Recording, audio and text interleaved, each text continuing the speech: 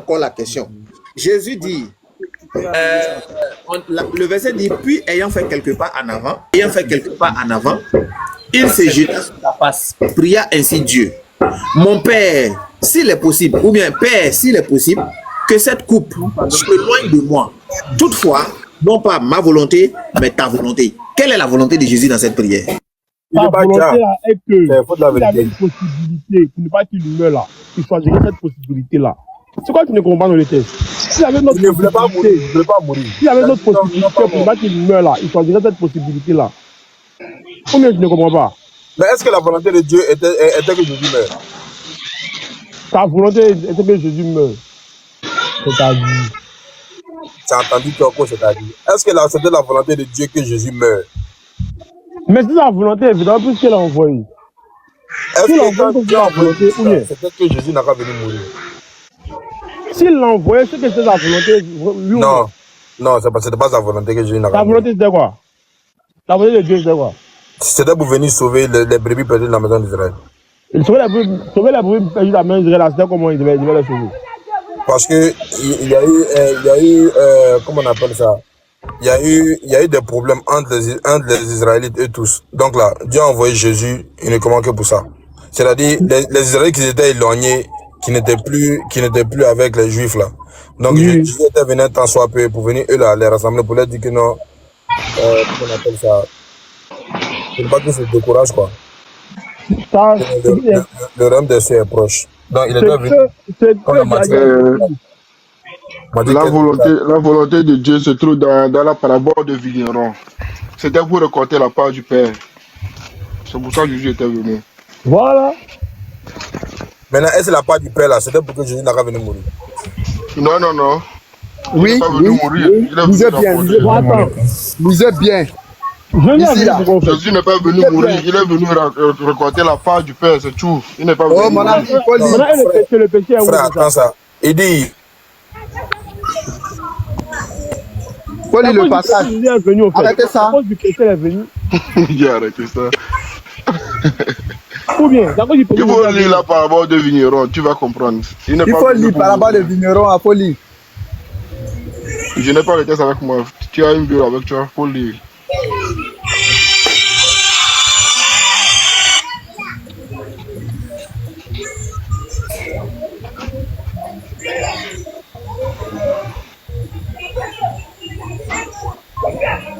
Jean-Luc, j'ai une question. Oui. La volonté de Jésus, c'était de ne pas mourir, n'est-ce pas? Il ne va pas mourir s'il y avait une autre possibilité. Cette volonté, qui lui a mis ça dans la bouche? Parce que Jésus dit tout ce qu'il dit ne vient pas de lui, ça vient du Père. Le Père l'a prescrit tout ce qu'il doit dire et annoncer.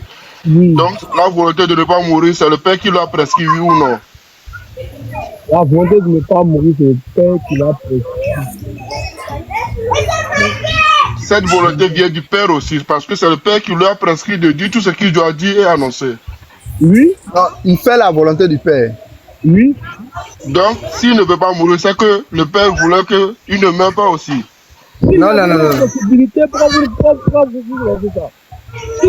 c'est le Père qui lui a prescrit tout ce qu'il doit dire et annoncer. Ça vient du Père.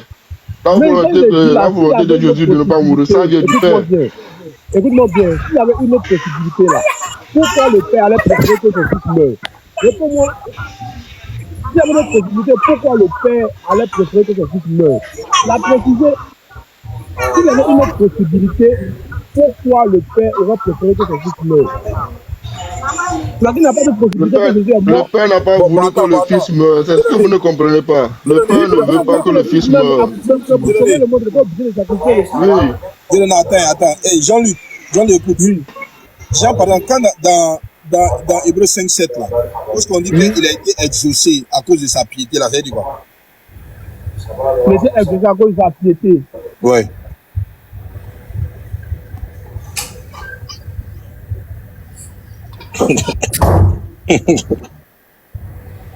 Hey, chaque Adam, tes éléments là, ils sont forts. Hein. Ah, ici là, ils disent quoi? Il a dit non, il dit quand on lui dit non, il a été exaucé à cause de sa piété là, ça veut dire quoi? Il est un peu descendu. Ouais, tu dis quoi, je suis là. Voilà, quand on dit qu'il a été exaucé à cause de sa piété, Hébreux 5:7, on dit qu'il a été exaucé. C'est-à-dire qu'il a pleuré, il a demandé à ce qu'il ne meure pas. Et puis il a été exaucé à cause de sa piété là. Quand il a été exaucé à cause de sa piété là, c'est dit quoi? Il a été exaucé, mais il est ressuscité, c'était déjà annoncé. Non. Quand on dit qu'il a été exaucé là, il ne voulait pas mourir. Quand on dit c'était déjà annoncé dans le livre de Somme. Dieu lui-même a dit que son sein là ne verra jamais la corruption. Donc la prière qu'il fait là, il a été exaucé par sa résurrection.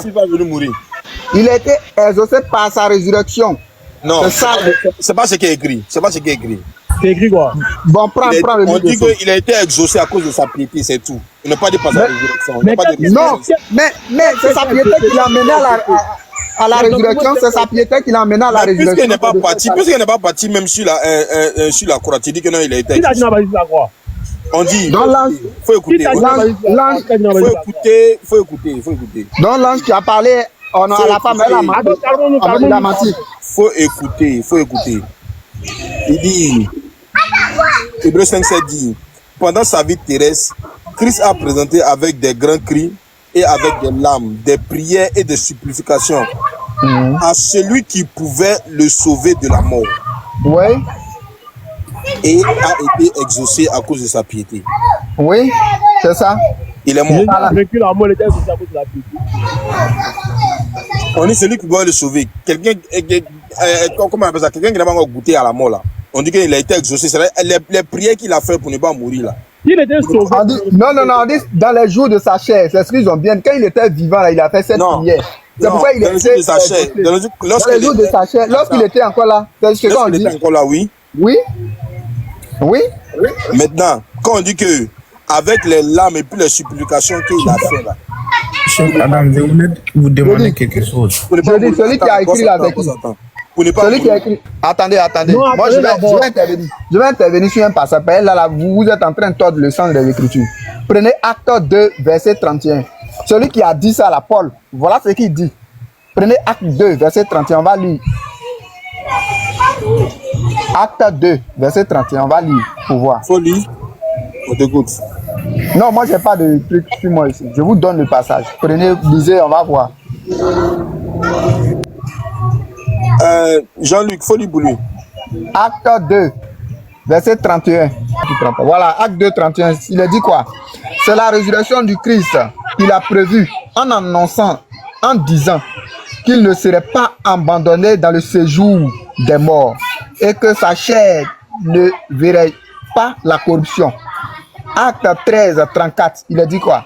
Qu'il est ressuscité des morts de telle sorte qu'il ne retournera pas à la corruption. C'est ce qu'il a déclaré en disant: je vous donnerai les grâces saintes promises à David. Ces choses qui sont assurées. Au verset 35, il a dit quoi? C'est pourquoi il dit encore ailleurs: tu ne permettras pas que ton sein voie la corruption. Acte 13, 36.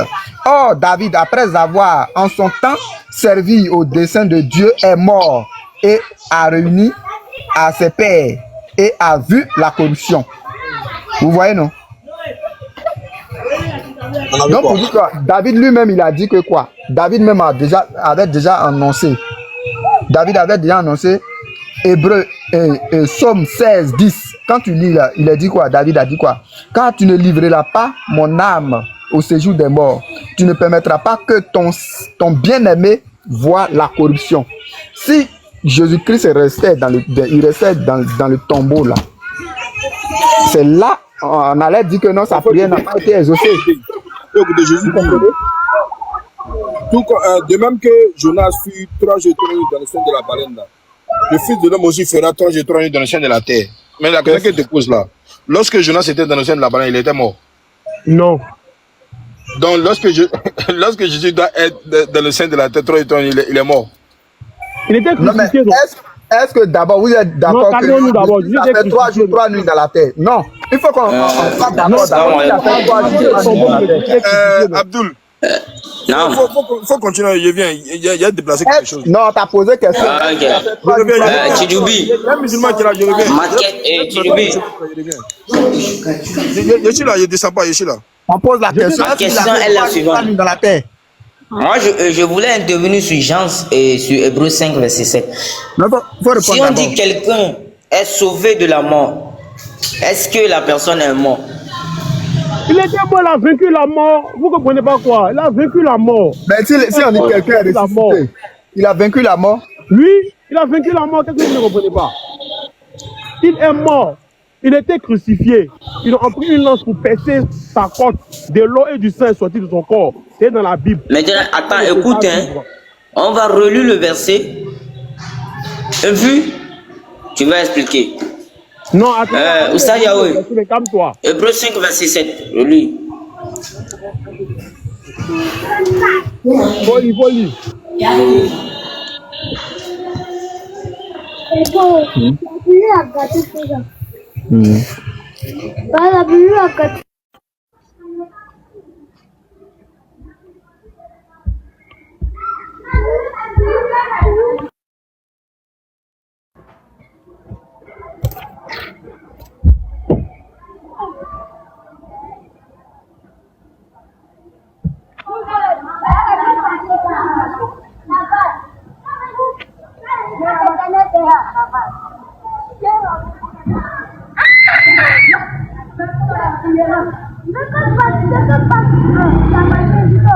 Allô, vous partez, vous venez?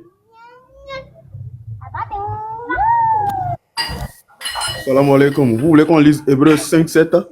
Oui. Ok. Hébreux 5, 7. Oui.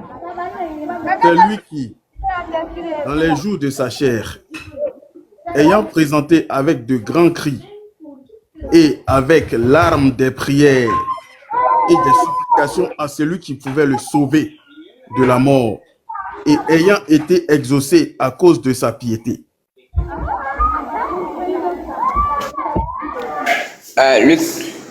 Jean-Luc, on dit, c'est lui dans le jour de sa chair, ayant présenté par des larmes, des supplications à celui qui pouvait le sauver de la mort. Maintenant, moi, la question est la suivante. Les prières qu'il faisait, les supplications qu'il faisait. Donc, lui, disons, il était mort, ou bien tu as dit, il a vécu la mort. Oui. En fait, raison sur ça. Et maintenant, il a vécu la mort. Maintenant, il fait des prières encore. Il fait des prières encore. Il a fait des prières avant sa mort, non? Donc, ici, quand on dit et a été exaucé à cause de sa piété, ça signifie quoi? À cause de sa piété, il était exaucé. Dieu l'a promis qu'il ressusciterait après sa mort. Donc, à cause non, le mot exaucé signifie quoi? Bon, qu'est-ce qui a été exaucé au fait? Jésus a été exaucé de la mort. Oui. Ça signifie quoi? Ça veut dire qu'il a reçu ce qu'il a demandé. Il a dit quoi? Il a dit, lui Jésus là, il a dit quoi? Il a dit quoi?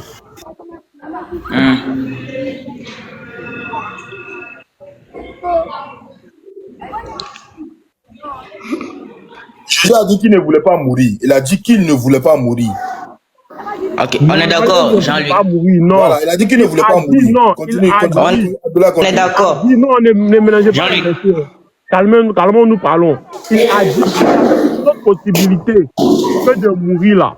Il choisirait cette possibilité-là. Préciser. S'il y avait une autre possibilité. Qu'est-ce qu'il a dit? Le verset, ici le verset est clair, Jean-Luc. Jésus lui-même a dit, avec des prières, des supplications à celui qui pouvait le sauver de la mort. Qui pouvait le sauver de la mort? C'est Dieu, on sait. Maintenant, il dit, et ayant été exaucé à cause de sa piété. Moi, je voulais savoir, le mot exaucé signifie quoi? Exaucé, ça veut dire quoi? Il a reçu ce qu'il a demandé. Ok, maintenant, Oustaz Al-Kamate, tapons sur le dictionnaire le mot exaucé. Il va comprendre. Exaucé veut dire sauver. Exaucé veut dire sauver. Il a été sauvé. C'est-à-dire. Exaucé veut dire quoi? Il a été sauvé. Une prière il a exaucée. été épargné de la mort. Une personne exaucée veut dire sauver. Quand quelqu'un était exaucé, c'est sa prière. Sa prière a été acceptée. Faut lui laisser lui-même, il va taper sur le dictionnaire. Le mot exaucé là, on voulait. On dit Ce mot exaucé. Ça veut dire accepter. Voilà. Ok. Voilà. Donc, disons, Jésus a demandé qu'il ne veut pas mourir, donc Dieu l'a accepté. On est d'accord? Pas vraiment. Non. On est d'accord? Non. Ah, comment non? Ça veut dire quoi? Si c'est non là, ça Lis-moi bien le verset textuellement. Oustaz Yahweh, vous pouvez relire le verset 1 à 1. Il va comprendre. Verset 1 à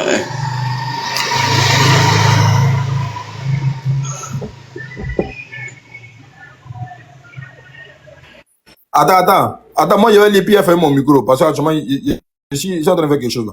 Donc, Hébreux 5, 7. Attends, je vais lire vite fait.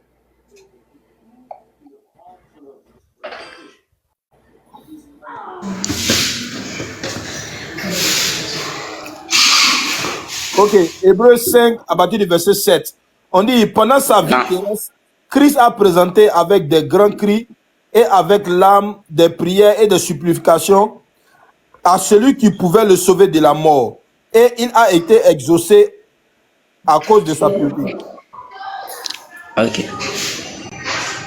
Jean-Luc, faut tout démuter. Le verset est clair. Il a dit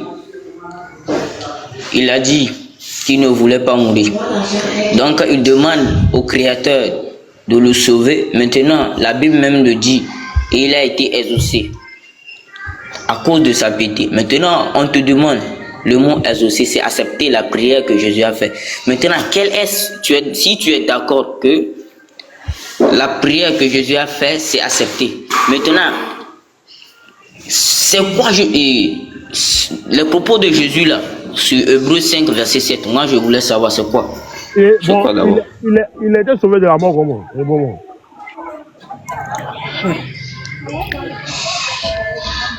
Comment il a été sauvé de la mort? Répondez-moi s'il vous plaît. Il dit qu'il ne voulait pas mourir.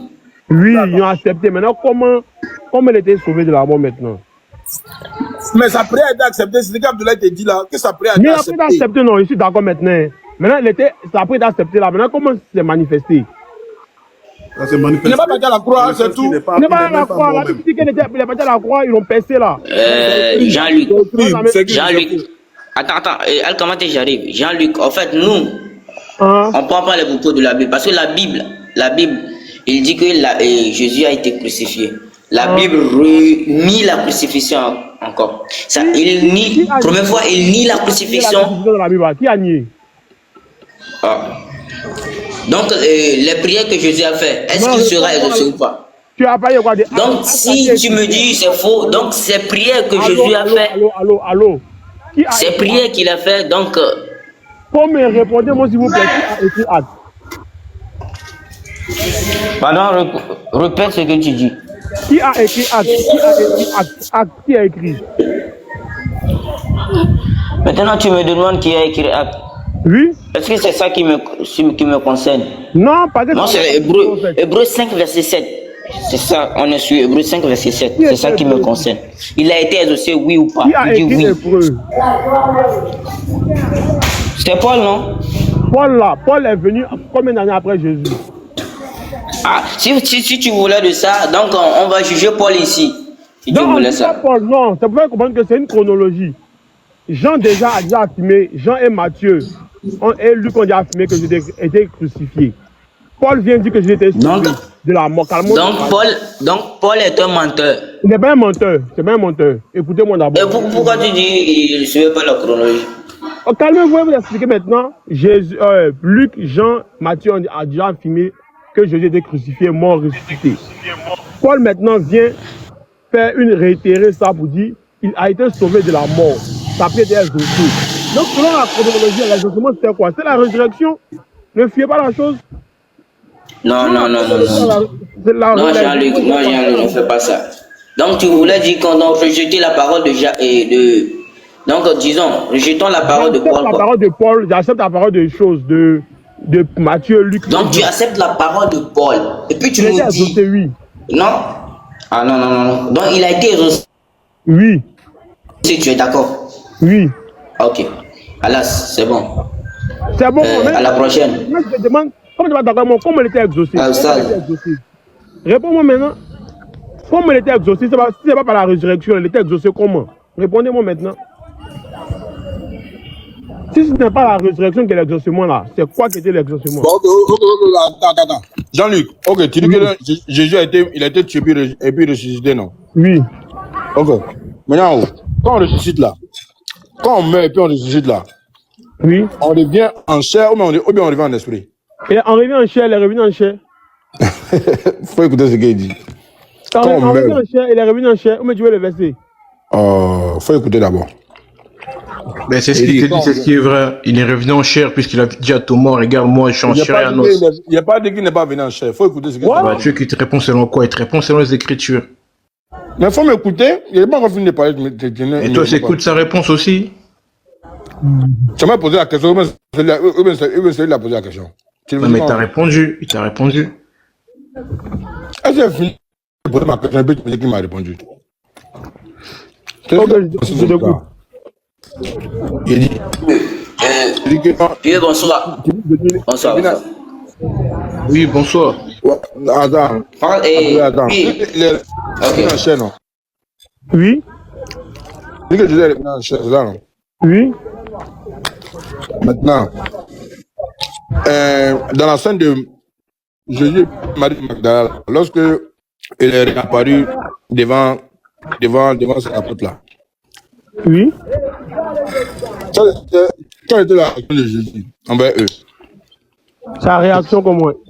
Mais c'est respectueux, mon gars, t'es en train de manger, mais tu parles de Dieu. Moi, je finis, laisse les autres parler, toi mange tranquillement et tu reviens après. La réaction de Jésus, quoi? Abdul, il faut continuer. Abdul, si tu veux, il faut continuer, il a fini, je peux y aller venir.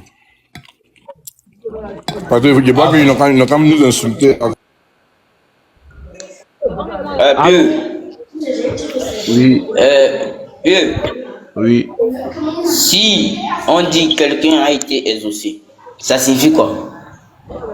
Bah, quelqu'un a été exaucé, bah, c'est-à-dire qu'admettons si moi je demande à mon papa de m'acheter une voiture, et ben il me l'achète, c'est-à-dire que voilà, il m'a exaucé ma demande. Ok.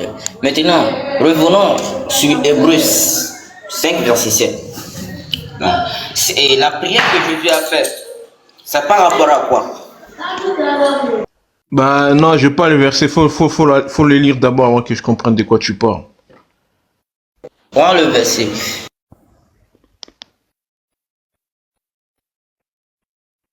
Vous êtes tous mutés là, moi j'attends personne.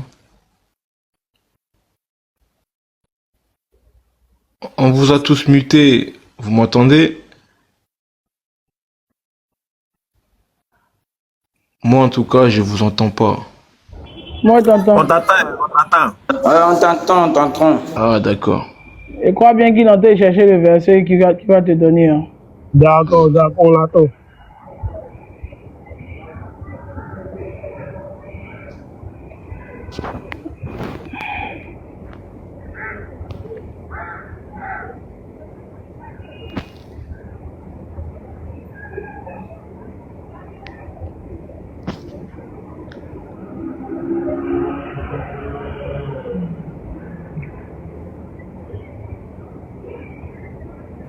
On n'entend plus rien.